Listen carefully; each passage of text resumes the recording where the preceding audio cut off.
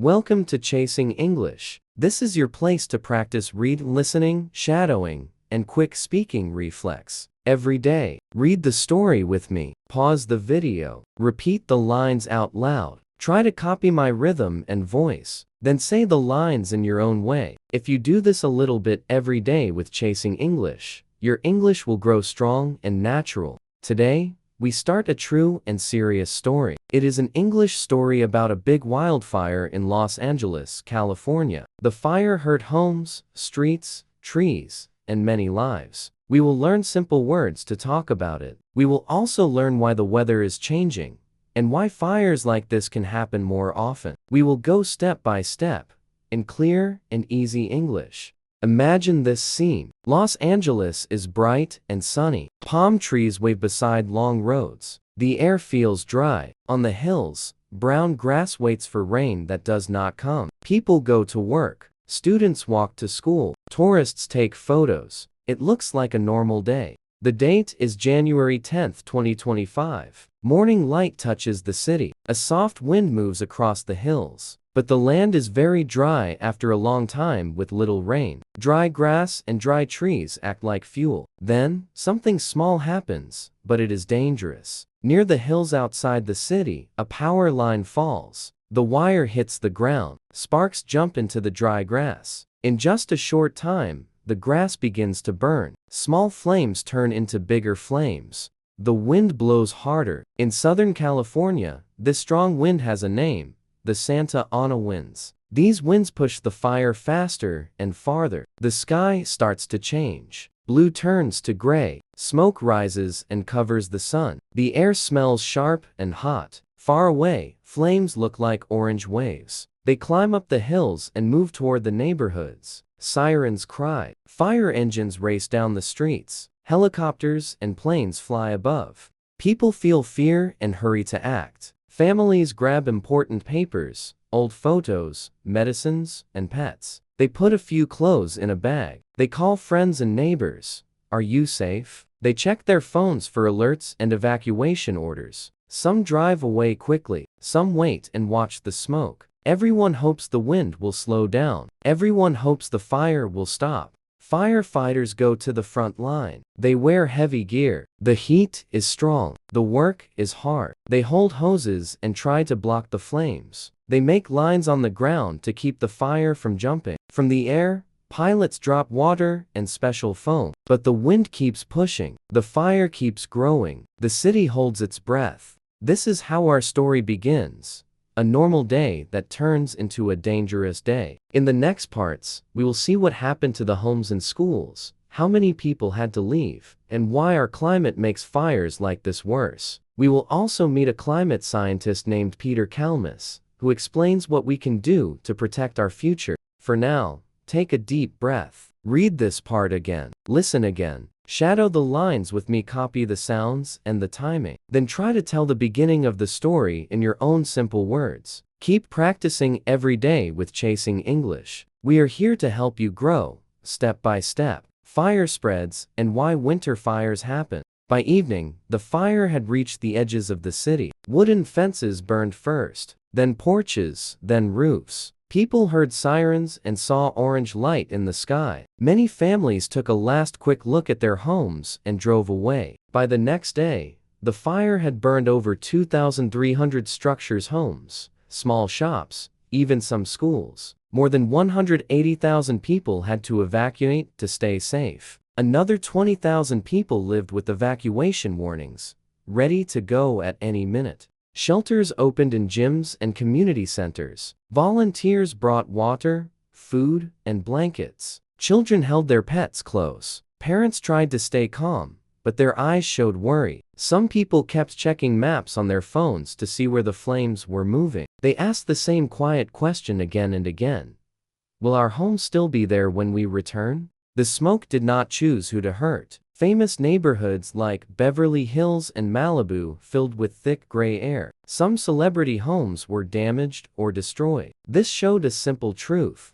A disaster does not care about money or fame. It moves with wind and dry grass, not with names and titles. Firefighters worked day and night without rest. They wore heavy gear and stood in great heat. Some tools even melted from the extreme temperature. From the sky, planes and helicopters dropped water and special foam. On the ground, crews made fire lines with shovels and bulldozers. But the Santa Ana winds blew hard, pushing the flames fast. The fire jumped from one ridge to the next. Many firefighters said it was one of the largest and hardest wildfires they had ever fought. You might ask, but isn't it January? Why a big fire now? In the past, wildfires were more common in summer, but the climate is changing. Winters in California are now hotter and drier than before. Dry air and dry plants make easy fuel, even in a month that used to feel safe. In 2024, the Earth had its hottest year on record. When the world gets hotter, fires become more dangerous.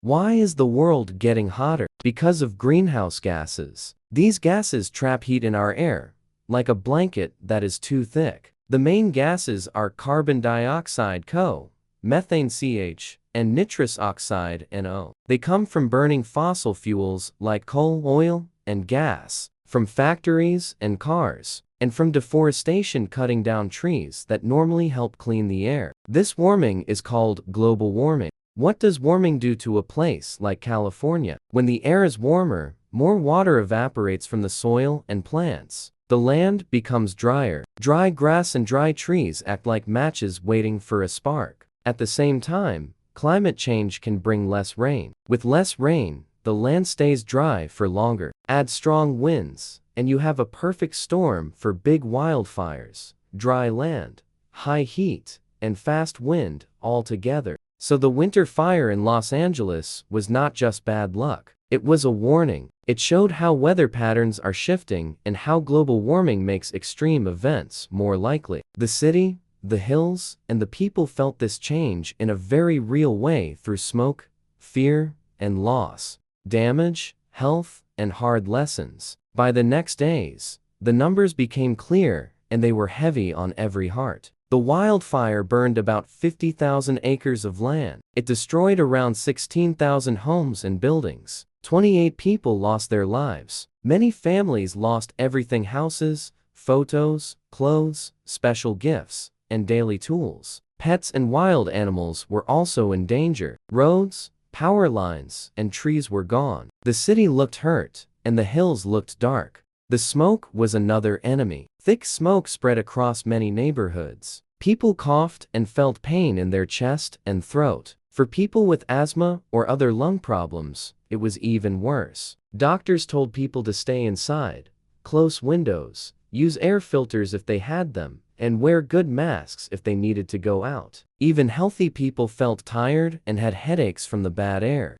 California has seen big fires before, and the history teaches us a lesson. In 2020, more than 4 million acres burned in the state, the largest total in California's history. In 2021, there were over 2,000 wildfires, burning more than 2.5 million acres. Thousands of homes were lost, and many communities had to evacuate. The state spent billions of dollars to fight the fires and to begin repairs. Still, the damage was huge, and recovery took a long time. This new fire was part of the same pattern. Even while people were trying to escape, about 20,000 more residents stayed under evacuation warnings, ready to leave if the wind changed. The fire kept growing because the land was very dry, the air was very hot, and the winds were strong. It was not only one cause, it was many things together. Let's say it in simple steps. Drought makes plants dry. Heat makes water leave the ground and plants even faster. Wind pushes flames quickly across hills and streets. Greenhouse gases make the planet warmer, so droughts and heat waves become stronger and longer. When these parts meet, dry plants, high heat, and strong wind, a small spark can become a giant wildfire. People asked, what can we do now? And what can we do next time? Right away, the focus was safety: shelters, food, water, and medical help. Fire crews made lines to slow the flames. Planes dropped water and special foam. Neighbors helped neighbors. But everyone also understood there is a bigger job. We must learn how to reduce the risk in the future. In the next part, We will hear more from Peter Kalmus, a climate scientist at NASA's JPL. He explains how burning fossil fuels coal, oil, gas raises CO, CH, and NO in the air, trapping heat and changing our weather. He also shares clear steps we can take like clean energy, better land management, and smarter, safer homes to protect our communities. Practice with chasing English. Read this part aloud once, then listen and shadow each paragraph. Try to retell the damage and health effects in your own simple words. A little practice every day makes your English stronger. What the scientist says and how we can help. Peter Kalmus is a climate scientist at NASA's JPL. He speaks in a clear, calm way. He says that fires like the one in Los Angeles are not random. They are linked to a warming planet. When the world gets hotter and drier, extreme events like big wildfires and strong heat waves happen more often. Peter's message is simple: lower the heat. To do that, we must cut greenhouse gases. He calls for more clean energy like solar and wind, and for us to use less fossil fuel, less coal, oil, and gas. If we reduce CO, CH, and NO, we slow down warming and lower the risk of huge fires. He also asks us to change daily habits. Walk or bike for short trips. Use public transport when you can. Save electricity at home. Buy less, repair more, and recycle. Eat in ways that waste less energy and water. Plant trees and protect forests, because trees absorb CO and help keep land cooler and wetter. Land care matters too. Fire teams in cities can do controlled burns to clear dry plants before fire season. Communities can remove dead brush near homes and make safe zones with rock or green, wet plants. Builders can use fire-resistant materials and design houses with better space around them. Good warning systems, evacuation plans, and practice drills also save lives. Peter also points to a hard truth. While many people try to protect the planet, some large companies and very wealthy individuals keep making money from things that heat the earth. They often ignore the danger. This is not fair, because the smoke and fire hurt everyone, especially families with fewer resources. Peter says we should push for change, support leaders and policies that cut emissions, choose cleaner products, and speak up for a safer future. The road to recovery will take time. Even after the flames end, the land needs years to heal. Trees, plants, and wildlife must return. Hills must grow green again. The city must rebuild homes, schools, and small shops. The scars will stay for a while, but people do not give up. Neighbors help neighbors. Volunteers bring food and tools. The world sends aid, and communities stand together. There is still hope. This fire is a warning, but it is also a call to act. If we all do our part, governments, companies, and regular people, we can lower the risk, protect our homes, and care for the earth we share. Remember, this is not only a California problem. Our air and climate connect us all. Practice with chasing English. Read this part out loud, then listen and shadow each paragraph. Try to explain Peter's ideas in your own simple words. A little practice every day with chasing English will build your confidence and your voice. Recovery, hope, and a promise. When the wind slowed and the air cooled, the flames grew weaker. Fire crews held the lines. Evacuation orders ended for some areas. Families drove back and stepped out of their cars in silence. Some houses were still standing. Others were only ashes. People cried, hugged, and took deep breaths. They said simple words to each other. You're safe. I'm here. Communities began to rebuild. Shelters helped families move into temporary places. Volunteers brought food, tools, and warm blankets. Teams fixed power lines and cleared the roads. City workers checked schools and hospitals. Neighbors raked yards together. Kids made thank you cards for firefighters. From many places around the world, people sent aid and love. Nature started to heal, little by little. Hills looked dark at first. Then, after some rain, tiny green shoots appeared. Birds returned. Rescuers cared for hurt animals. People planted new trees along streets and in parks. Everyone knew it would take years to recover, but small signs of life gave strength to tired hearts. The lessons were clear. We need safer homes with fire-resistant materials and clear space around them. We need good warning systems, evacuation plans, and practice drills. Land managers can use controlled burns to remove dry brush before it becomes dangerous. And all of us can prepare simple emergency kits for our families.